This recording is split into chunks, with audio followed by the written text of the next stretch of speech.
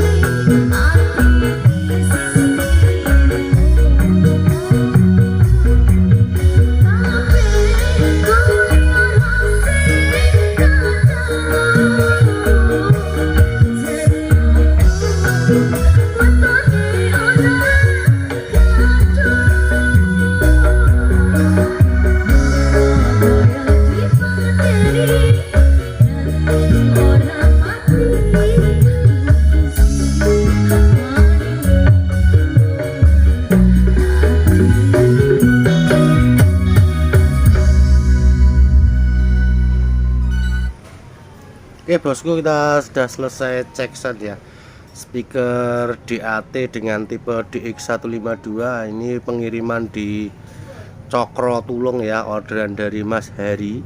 Nah, nanti untuk bosku yang berminat bisa langsung WA kita di 081329999966. Untuk alamat toko dan juga nomor WA nanti kita tulis di deskripsi, jadi bosku tinggal buka di deskripsi.